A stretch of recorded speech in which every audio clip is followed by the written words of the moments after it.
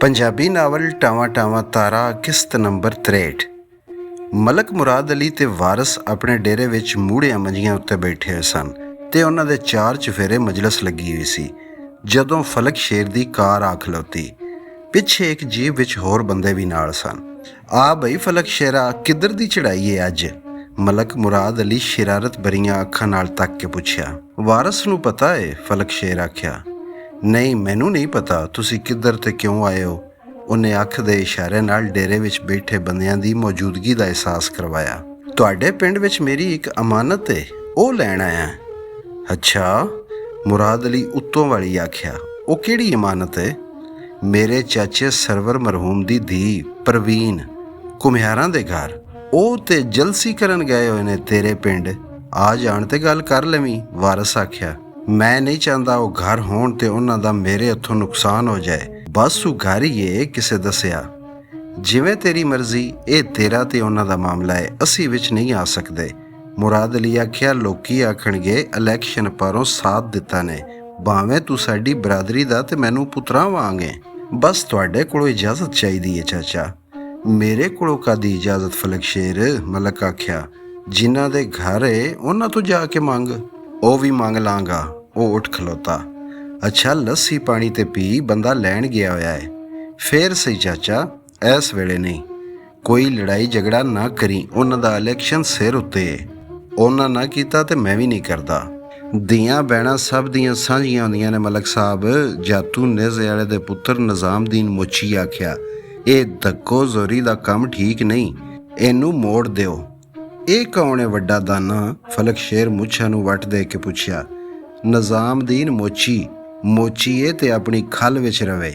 ਗੱਲ ਤੇ ਉਹਨੇ ਮਾੜੀ ਨਹੀਂ ਕੀਤੀ ਚੌਧਰੀ, ਰੰਗੂ ਲੁਹਾਰ ਆਖਿਆ। ਉਹ ਅਦਬ ਵਾਲਾ ਘਰ ਏ ਤੇ ਉਸ ਘਰ ਦੀ ਧੀ ਪਿੰਡ ਦੀ ਧੀ ਏ, ਉਹਦੇ ਚਾਚੇ ਦੀ ਧੀ ਏ। ਵਾਰਿਸ ਆਖਿਆ। ਘੁਮਿਆਰਾਂ ਫਕੀਰਾਂ ਦੀ ਕੇ ਲੱਗਦੀ ਏ? ਡੇਰੇ ਵਿੱਚ ਸੱਦ ਕੇ ਗੱਲ ਕਰੋ, ਘਰ ਉੱਤੇ ਦਾਵਾ ਬੋਲਣਾ ਚੰਗੀ ਗੱਲ ਨਹੀਂ।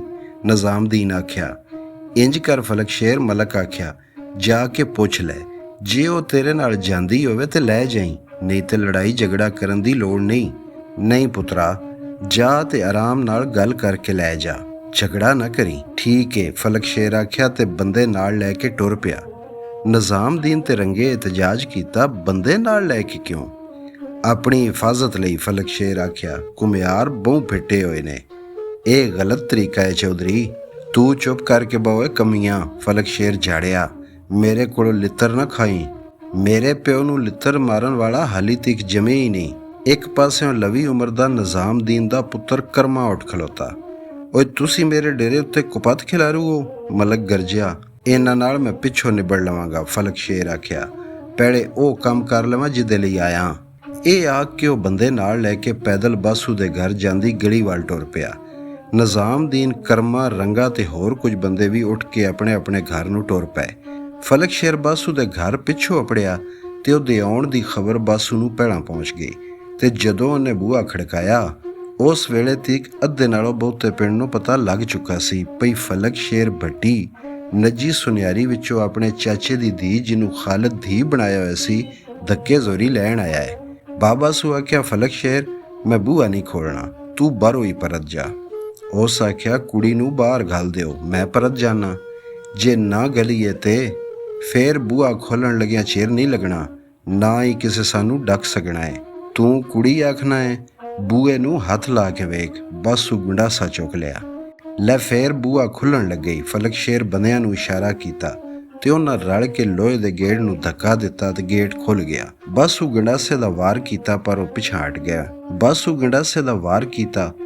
ਪਿਛਾਂਹ ਹਟ ਗਏ। ਹੁਣ ਉਹ ਆਮਣੇ ਸਾਹਮਣੇ ਖਲੋਤੇ ਸਨ। ਅੰਦਰ ਪੈਰ ਨਾ ਪਾਣਾ, ਬਾਸੂ ਆਖਿਆ, ਨਹੀਂ ਤੇ ਚੰਗਾ ਨਹੀਂ ਹੋਣਾ। ਨੱਜੀ, ਨੈਣਾ, ਰੂਬੀ ਤੇ ਆਪਾ ਬਰਾਂਡੇ ਵਿੱਚ ਖਲੋਤੀਆਂ ਹੋਈਆਂ ਸਨ। ਨੈਣਾ ਥਰ ਥਰ ਕੰਬਦੀ ਤੇ ਰੂਬੀ ਉੱਚੀ ਉੱਚੀ ਰੋਂਦੀ ਪਈ ਸੀ। ਸਾਰਿਆਂ ਨੂੰ ਦਿਸਦਾ ਪਿਆ ਸੀ ਕੱਲ ਮੁਕੱਲੇ ਬਾਸੂ ਬੰਦੂਕਾਂ ਵਾਲੇ ਐਨੇ ਬੰਦਿਆਂ ਦਾ ਮੁਕਾਬਲਾ ਨਹੀਂ ਕਰ ਸਕਣਾ ਤੇ ਹਾਰ ਵੀ ਨਹੀਂ ਮੰਨਣੀ। ਕੀ ਬਣੇਗਾ? ਆਪਾ ਜਵੇਦ ਨੂੰ ਆਖਿਆ, ਕੋਠੇ ਰਾਹੀਂ ਪਿੱਛੋਂ ਦੀ ਜਾ ਤੇ ਮੂਦੇ ਤੇ ਡਰਾਈਵਰ ਨੂੰ ਵੱਡੇ ਪਿੰਡ ਘੱਲ। ਖਾਲਦ ਦੀ ਗੱਡੀ ਨਾਲ ਦੀ ਇੱਕ ਹਵੇਲੀ ਵਿੱਚ ਖਲੋਤੀ ਸੀ ਤੇ ਉਹਦੇ ਇੱਕ ਟਾਇਰ ਦੀ ਹਵਾ ਨਿਕਲੀ ਹੋਈ ਸੀ।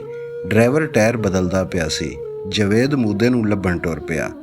ਬੂਹੇ ਅੱਗੇ ਫਲਕ ਸ਼ੇਰ ਦੇ ਬੰਦਿਆਂ ਤੇ ਪਿੰਡ ਦਿਆਂ ਬੰਦਿਆਂ ਦੀ ਭੀੜ ਹੋ ਗਈ ਸੀ। ਗੰਡਾਸਾ ਲੈ ਕੇ ਬੂਹੇ ਅੱਗੇ ਖਲੋਤਾ ਬਾਸੂ ਉਹਨਾਂ ਨੂੰ ਅੰਦਰ ਨਹੀਂ ਆਉਣ ਦੇ ਰਿਹਾ ਸੀ। ਜਿਹੜਾ ਜ਼ਰਾ ਅੱਗੇ ਹੁੰਦਾ ਉਹ ਗੁੰਡਾਸਾ ਉਗਰਦਾ, ਉਹ ਪਿੱਛੇ ਹਟ ਜਾਂਦੇ। ਪਰ ਫਲਕ ਸ਼ੇਰ ਦੇ 2 ਬੰਦੇ ਇੱਕ ਪਾਸਿਓਂ ਕੰਧ ਟੱਪ ਕੇ ਅੰਦਰ ਆ ਗਏ। ਬਾਸੂ ਉਹਨਾਂ ਵੱਲ ਹੋਇਆ ਤੇ ਫਲਕ ਸ਼ੇਰ ਤੇ ਦੂਜੇ 3 ਬੰਦੇ ਵੀ ਅੰਦਰ ਆ ਵੜੇ ਤੇ ਦਸਤ ਬਦਸਤ ਲੜਾਈ ਸ਼ੁਰੂ ਹੋ ਗਈ। ਕੁੜੀਆਂ ਚਿਚਲਾਉਂਦੀਆਂ ਪਈਆਂ ਸਨ। ਨੱਜੀ ਨੇ ਉਹਨਾਂ ਨੂੰ ਪਿਛਲੇ ਕਮਰੇ ਵਿੱਚ ਲਿਜਾ ਕੇ ਬੰਦ ਕਰ ਦਿੱਤਾ ਤੇ ਜੰਦਰਾ ਲਾ ਕੇ ਦੁਹੱਥੜਾਂ ਨਾਲ ਪਿੱਟਣ ਲੱਗ ਪਈ। ਆਪਾ ਨੂੰ ਹੋਰ ਤੇ ਕੁਝ ਨਾ ਸੁਝਿਆ। ਕੋਠੇ ਤੇ ਚੜ੍ਹ ਕੇ ਉਹਨੇ ਹਾਲ ਦਵਾਈ ਪਾਈ, ਵੇ ਲੋਕੋ, ਵੇ ਪਿੰਡ ਵਾਲਿਓ, ਵੇ ਵੀਰੋ ਭਰਾਓ, ਕਿੱਥੇ ਹੋ ਤੁਸੀਂ ਸਾਰੇ? ਸਾਨੂੰ ਇਹਨਾਂ ਡਾਕੂਆਂ ਤੋਂ ਬਚਾਓ, ਤੁਹਾਨੂੰ ਅੱਲਾ ਰਸੂਲ ਦਾ ਵਾਸਤਾ। ਆਪਾ ਦੀ ਹਾਲ ਦਵਾਈ ਦਾ ਬੜਾ ਅਸਰ ਹੋਇਆ। ਇੱਧਰੋਂ ਉੱਧਰੋਂ ਕਈ ਜ਼ਨਾਨੀਆਂ ਬੰਦੇ ਨੱਸੇ ਆਏ। ਕੁਝ ਵਿਹੜੇ ਵਿੱਚ ਹੁੰਦੀ ਲੜਾਈ ਵੇਖ ਕੇ ਤਰਾਏ ਗਏ। ਕਈ ਛੁਡਾਉਣ ਤੇ ਬਾਸੂ ਨੂੰ ਬਚਾਉਣ ਦੀ ਕੋਸ਼ਿਸ਼ ਕਰਨ ਲੱਗ ਪਏ, ਪਰ ਕੋਈ ਕਿਸੇ ਦੇ ਕਾਬੂ ਜਾਂ ਵੱਸ ਵਿੱਚ ਨਾ ਆਵੇ। ਛੱਤਾਂ ਉੱਤੇ ਜ਼ਨਾਨੀਆਂ ਤੇ ਬਾਲ ਜਮ੍ਹਾਂ ਹੋ ਗਏ। ਗਲੀ ਬੰਦੇ ਜ਼ਨਾਨੀਆਂ ਨਾਲ ਭਰ ਗਈ। ਫਲਕ ਸ਼ੇਰ ਦੇ 2 ਬੰਦਿਆਂ ਦੇ ਮੂੰਹ ਵਿੱਚੋਂ ਤੇ ਬਾਸੂ ਦੇ ਸਿਰ ਵਿੱਚੋਂ ਰਤ ਵਗਦੀ ਪਈ ਸੀ। ਇੱਕ ਘੋਲ ਜਿਹਾ ਪਿਆ ਹੋਇਆ ਸੀ। ਫਲਕ ਸ਼ੇਰ ਕਿਸੇ ਫੌਜੀ ਅਫਸਰ ਵਾਂਗ ਹੱਥ ਵਿੱਚ ਪਿਸਤੌਲ ਲੈ ਕੇ ਇੱਕ ਪਾਸੇ ਖਲੋਤਾ ਕਮਾਂਡ ਕਰ ਰਿਹਾ ਸੀ। ਹੁਣ ਨਿਜ਼ਾਮਦੀਨ ਰੰਗਾ, ਕਰਮਾ ਤੇ ਕਈ ਕਮੀਕਾਰੀ ਮੌਕੇ ਉੱਤੇ ਅੱਪੜ ਗਏ ਤੇ ਲੜਾਈ ਵਿੱਚ ਸ਼ਾਮਲ ਹੋ ਗਏ। ਫਲਕ ਸ਼ੇਰ ਜਦੋਂ ਵੇਖਿਆ ਵੀ ਦਸਤ ਬਦਸਤ ਲੜਾਈ ਨਾਲ ਕੰਮ ਲੰਮਾ ਹੁੰਦਾ ਪਿਆ, ਉਹਨੇ ਫੈਰ ਕੀਤਾ। ਫੈਰ ਉਹਨੇ ਹਵਾ ਵਿੱਚ ਕੀਤਾ, ਪਰ ਹਵਾ ਬੜੀ ਜ਼ਾਲਮ ਹੁੰਦੀ ਏ। ਉਹ ਉਹਦਾ ਖੜਾਕ ਚੁੱਕ ਕੇ ਛੱਪੜ ਕੰਢੇ ਦੇ ਕੋਠਿਆਂ ਤੀਕ ਲੈ ਗਈ, ਜਿੱਥੇ ਪੁਲਿਸ ਤੋਂ ਲੁਕਦਾ ਛੁਪਦਾ ਜੂਰਾ ਭੱਟੀ ਆਪਣੀ ਜ਼ਨਾਨੀ ਤੇ ਬਾਲਾਂ ਨੂੰ ਮਿਲਣ ਆਇਆ ਹੋਇਆ ਸੀ। ਉਹ ਤੁਰਬ ਗਿਆ, ਪੁਲਿਸ ਨਾ ਹੋਵੇ। ਕੋਠੇ ਉੱਤੇ ਪਹਿਰੇਦਾਰ ਵਾਂਗ ਬੈਠੇ ਉਹਦੇ ਵੱਡੇ ਮੁੰਡੇ ਆਖਿਆ, ਅੱਬਾ, ਆਪਾ ਦੇ ਘਰ ਦੀ ਛੱਤ ਉੱਤੇ ਬੜਾ ਹਜੂਮ ਹੈ। ਉਧਰੋਂ ਹੀ ਆਵਾਜ਼ ਆਈ ਏ। ਆਪਾ ਦੇ ਘਰ? ਜੂਰਾ ਉੱਠ ਖਲੋਤਾ, ਮੇਰੀ ਰਾਈਫਲ ਕਿੱਥੇ? ਫੈਰ ਹੋਇਆ। ਹੁਣ ਫਲਕ ਸ਼ੇਰ ਹਵਾ ਵਿੱਚ ਫੈਰ ਨਹੀਂ ਸੀ ਕੀਤਾ, ਬਾਸੂ ਦੀ ਦੂਜੀ ਲੱਤ ਉੱਤੇ ਕੀਤਾ ਤੇ ਉਹ ਡਿੱਗ ਪਿਆ ਸੀ। ਉਹਦੀ ਜ਼ਨਾਨੀ ਰੋਕਿਆ, ਪਰ ਜੂਰੇ ਆਖਿਆ, ਆਪਾ ਤੇ ਕੋਈ ਮੁਸੀਬਤ ਬਣੀ ਜਾਪਦੀ ਏ, ਮੇਰਾ ਰਾਹ ਨਾ ਡੱਕ। ਜੂਰਾ ਰਾਈਫਲ ਲੈ ਕੇ ਗਲੀਆਂ ਵਿੱਚੋਂ ਭੱਜਦਾ ਖਾਲਿਦ ਦੇ ਘਰ ਪੜਿਆ। ਬੰਦਿਆਂ ਜ਼ਨਾਨੀਆਂ ਰਾਹ ਛੱਡ ਦਿੱਤਾ। ਅੰਦਰ ਆ ਕੇ ਕੇ ਵੇਖਦਾ ਏ, ਬਾਸੂ ਖੂਨੋ ਖੂਨ ਵਿਹੜੇ ਵਿਚਕਾਰ ਪਿਆ ਏ ਤੇ ਉਹਦੇ ਹਮੈਤੀ ਬੰਦਿਆਂ ਦੀਆਂ ਨਾਸਾਂ ਤੇ ਸਿਰਾਂ ਵਿੱਚੋਂ ਵੀ ਖੂਨ ਵਗਦਾ ਪਿਆ ਏ ਤੇ ਉਹ ਬੰਦੂਕਾਂ ਵਾਲਿਆਂ ਵਿੱਚ ਘਿਰੇ ਹੋਏ ਨੇ। ਆਪਾ ਦੁਹੱਥੜਾਂ ਨਾਲ ਪਿੱਟਦੀ ਪਈ ਸੀ।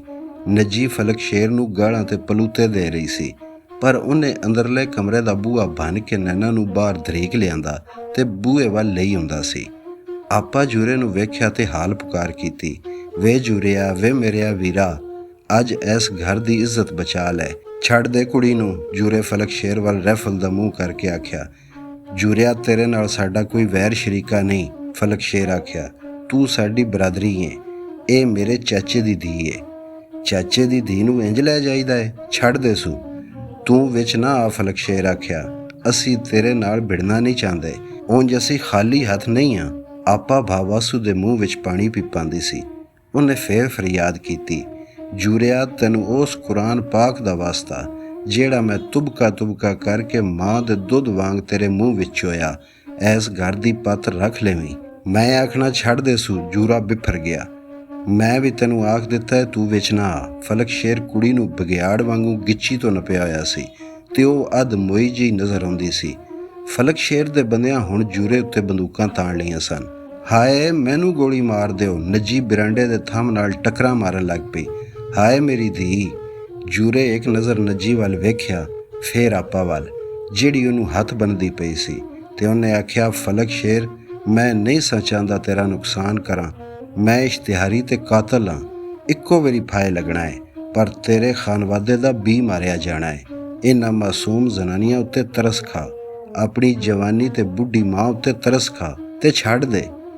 ਮੈਂ ਇਹਨੂੰ ਲੈ ਕੇ ਜਾਣਾ ਹੈ। ਫਲਕ ਸ਼ੇਰ ਆਖਿਆ, ਇਹ ਮੇਰੇ ਖਾਨਦਾਨ ਦੀ ਪੱਤ ਹੈ। ਇੰਨੇ ਵਿੱਚ ਬੰਦਿਆਂ ਨੂੰ ਪਿਛਾਂ ਹਟਾ ਕੇ ਮੂਦਾ ਅੰਦਰ ਆ ਵੜਿਆ ਤੇ ਆਖਿਓਸ, ਮੈਂ ਤੇਰੀ ਕੰਢ ਤੇ ਖਲੋਤਾ ਜੂਰਿਆ, ਪਹਿਲਾਂ ਮੇਰੀ ਲੋਥ ਡਿੱਗੇਗੀ, ਤੂੰ ਫਿਕਰ ਨਾ ਕਰ। ਫਲਕ ਸ਼ੇਰ ਨੂੰ ਰੋਹ ਚੜਿਆ, ਹਟ ਜਾਓ ਅੱਗੋਂ, ਰਾਹ ਦਿਓ, ਨਹੀਂ ਤੇ ਭੁੰਨ ਦਿਆਂਗਾ ਸਭ ਨੂੰ। ਮੈਂ ਆਖਣਾ ਕੁੜੀ ਨੂੰ ਛੱਡ ਦੇ। ਜੂਰੇ ਰਾਈਫਲ ਹੋਰ ਅੱਗੇ ਕਰ ਦਿੱਤੀ। ਇੰਨੇ ਵਿੱਚ ਸ਼ਾਮਤ ਦਾ ਮਾਰਿਆ ਸਾਈਂ ਯੂਨਸ ਘਰ ਪਰਤਿਆ। ਕੁਝ ਲੋਕਾਂ ਰੋਕਿਆ, ਬਾਜ਼ੇ ਆਖਿਆ, ਅੰਦਰ ਜਾਣ ਦਿਓ ਸੋ। ਵੇ ਫਲਕ ਸ਼ੇਰਾ, ਕਿਸੇ ਚੁਦਰਾਣੀ ਛੱਤ ਉੱਤੋਂ ਆਵਾਜ਼ ਦਿੱਤੀ, ਐਸ ਅੱਲਾ ਲੋਕ ਨੂੰ ਕੁਝ ਨਾ ਆਖਣਾ, ਬਦਦੁਆ ਲੱਗੇਗੀ ਜੇ। ਸਾਈਂ ਯੂਨਸ ਵੇਖਿਆ ਬੰਦੇ ਲੜਦੇ ਪਏ ਨੇ। ਉਹਨੇ ਉਲਟਾ ਜੂਰੇ ਨੂੰ ਜੱਫਾ ਮਾਰ ਲਿਆ। ਮੂਦੇ ਦੇ ਛੁਡਾਉਂਦਿਆਂ ਫਲਕ ਸ਼ੇਰ ਨੂੰ ਮੌਕਾ ਲੱਭ ਗਿਆ ਤੇ ਉਹਨੇ ਫਾਇਰ ਕਰ ਦਿੱਤਾ। ਜੂਰਾ ਇੱਕ ਪਾਸੇ ਹੋ ਗਿਆ ਤੇ ਗੋਲੀ ਸਿੱਧੀ ਸਾਈਂ ਯੂਨਸ ਦੇ ਢਿੱਡ ਵਿੱਚ ਜਾ ਲੱਗੀ। ਚਾਰੇ ਪਾਸੇ ਹਾਲ ਦਵਾਈ ਪੈ ਗਈ, ਪਰ ਇੰਨੇ ਵਿੱਚ ਜੂਰੇ ਨੇ ਰਾਈਫਲ ਦਾ ਘੋੜਾ ਦੱਬ ਦਿੱਤਾ। ਗੋਲੀ ਸਿੱਧੀ ਫਲਕ ਸ਼ੇਰ ਦੇ ਮੂੰਹ ਵਿੱਚ ਗਈ ਤੇ ਤਾਲੂ ਪਾੜ ਕੇ ਦੁਸਰ ਲੰਘ ਗਈ। ਉਹ ਭੂਏ ਤੇ ਡੈ ਪਿਆ। ਕੁੜੀ ਕਿਸੇ ਤਰਠੀ ਹੋਈ ਹਰਨੀ ਵਾਂਗ ਅੰਦਰ ਨਸ ਗਈ ਤੇ ਤਣੀਆਂ ਹੋਈਆਂ ਬੰਦੂਕਾਂ ਵਾਲੇ ਬੁੱਤ ਬਣੇ ਖਲੋਤੇ ਰਹਿ ਗਏ। ਸ਼ਿਕਾਰੀ ਜਦੋਂ ਆਪ ਹੀ ਨਾ ਰਿਹਾ ਤੇ ਉਹਦੇ ਕੁੱਤਿਆਂ ਕਿਹਦੇ ਲਈ ਸ਼ਿਕਾਰ ਕਰਨਾ ਤੇ ਕਿੰਨੇ ਉਹਨਾਂ ਦੇ ਮੂੰਹ ਵਿੱਚ ਭੋਰਾ ਪਾਣਾ ਸੀ। ਉਹਨਾਂ ਬੰਦੂਕਾਂ ਥੱਲੇ ਕਰ ਲਈਆਂ। ਜੂਰੇ ਆਖਿਆ, ਰੱਛ ਬੰਦੂਕਾਂ ਥੱਲੇ ਰੱਖ ਦਿਓ, ਕੁੱਤਿਓ ਜਾ ਕੇ ਕੋਈ ਹੋਰ ਮਾਲਕ ਲੱਭੋ। ਉਹਨਾਂ ਬੰਦੂਕਾਂ ਤੇ ਰੱਛ ਭੋਏ ਤੇ ਰੱਖ ਦਿੱਤੇ ਤੇ ਖਿਸਕਣ ਲੱਗ ਪਏ, ਪਰ ਬੰਦਿਆਂ ਫੜ ਕੇ ਮੁਸ਼ਕਾਂ ਕੱਸ ਦਿੱਤੀਆਂ। ਸਾਰੀ ਖਲਕਤ ਹੱਕਾ ਬੱਕਾ, ਹਰ ਪਾਸੇ ਇੱਕ ਲੰਮੀ ਚੁੱਪ। ਫੇਰ ਖੁਸਰ ਫੁਸਰ ਹੋਣ ਲੱਗ ਪਈ। ਕਤਲ ਹੋ ਗਿਆ ਏ। ਫਲਕ ਸ਼ੇਰ ਨੂੰ ਸਾਈਂ ਯੂਨਸ ਦੀ ਬਦਦੁਆ ਲੱਗੀ ਏ। ਚੌਧਰੀ ਅਸਗਰ ਦਾ ਤੇ ਬੂਟੇ ਹੀ ਪਟਿਆ ਗਿਆ ਏ। ਆਹੋ ਜਦ ਹੀ ਮੁੱਕ ਗਈ। ਪਿੱਛੇ ਰਹਿ ਗਿਆ ਰੰਡੀਆਂ ਦਾ ਵਾੜਾ। ਬੁਰੇ ਕੰਮਾਂ ਦੇ ਬੁਰੇ ਨਤੀਜੇ। ਵਿਚਾਰਾ ਸਾਈਂ ਯੂਨਸ ਖੋਰੇ ਬਚਦਾ ਏ ਕਿ ਨਹੀਂ। ਜੂਰੇ ਬੜਾ ਸਮਝਾਇਆ, ਪਰ ਉਹ ਕਿਸੇ ਗੱਲ ਤੇ ਨਹੀਂ ਆਇਆ। ਕਤਲ ਹੋਣਾ ਆਸੂ। ਲਓ ਵੇਖੋ, ਅਜੇ ਹੁਣ ਕਿਸ ਤਰ੍ਹਾਂ ਤਿੜਿਆ ਖਲੋਤਾ ਸੀ ਤੇ ਹੁਣ ਕੁੱਤੇ ਦੀ ਮੌਤ ਮੋਇਆ ਪਿਆ ਏ। ਜੂਰੇ ਆਪਣੀ ਉਸਤਾਦ ਦਾ ਹੱਕ ਅਦਾ ਕਰ ਛੱਡਿਆ ਏ। ਕੁਰਾਨ ਸ਼ਰੀਫ ਪੜ੍ਹਿਆ ਹੋਇਆ ਆਸੂ ਆਪਾ ਕੋਲੋਂ। ਜੂਰੇ ਮੁੱਦੇ ਤੋਂ ਪੁੱਛਿਆ, ਕੋਈ ਵੱਡੇ ਪਿੰਡ ਗਿਆ ਏ? ਮੈਂ ਜਾਣਾ। ਕਿਸੇ ਬੰਦੇ ਦੱਸਿਆ, ਮਲਕ ਵਾਰਸ ਦੀ ਕਾਰ ਵੱਡੇ ਪਿੰਡ ਗਈ ਏ, ਖੋਰੇ ਚੌਕੀ। ਇਹ ਕੀ ਹੋ ਗਿਆ ਜੂਰਿਆ? ਆਪਾਂ ਉਹਦੇ ਨੇੜੇ ਆ ਕੇ ਅਹਿਸਾਨਮੰਦ ਨਜ਼ਰਾਂ ਨਾਲ ਤੱਕਦਿਆਂ ਆਖਿਆ, ਕੁਝ ਨਹੀਂ ਹੋਇਆ ਆਪਾ, ਇੱਕ ਕੁੱਤਾ ਤੇਰੇ ਵਿਹੜੇ ਆ ਵੜਿਆ ਸੀ, ਉਹਨੂੰ ਮਾਰਿਆ ਏ।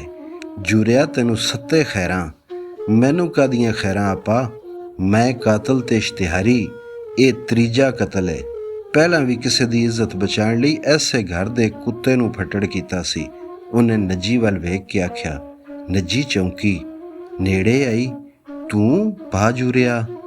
ਮੈਨੂੰ ਭਾ ਤੇ ਨਾ ਆਖਿਆ ਕਰ ਕੁੜੀਏ, ਜੂਰੇ ਆਖਿਆ। ਅੱਛਾ ਬਾਊ ਖਾਲਦ ਨੂੰ ਮੇਰਾ ਸਲਾਮ ਆਖਣਾ। ਨੱਜੀ ਉਹਨੂੰ ਬਿਟਰ ਬਿਟਰ ਤੱਕਣ ਲੱਗ ਪਈ। ਉਹਨੇ ਅੱਗੇ ਹੋ ਕੇ ਰੂਬੀ ਤੇ ਨੈਨਾ ਨੂੰ, ਜਿਹੜੀਆਂ ਬਿਰਾਂਡੇ ਵਿੱਚ ਆ ਖਲੋਤੀਆਂ ਸਨ, ਪਿਆਰ ਦਿੱਤਾ। ਝੁਕ ਕੇ ਆਪਾਂ ਦੇ ਪੈਰਾਂ ਨੂੰ ਹੱਥ ਲਾਇਆ ਤੇ ਇੱਕ ਨਜ਼ਰ ਨੱਜੀ ਵੱਲ ਵੇਖ ਕੇ ਬਾਹਰ ਨਿਕਲ ਗਿਆ।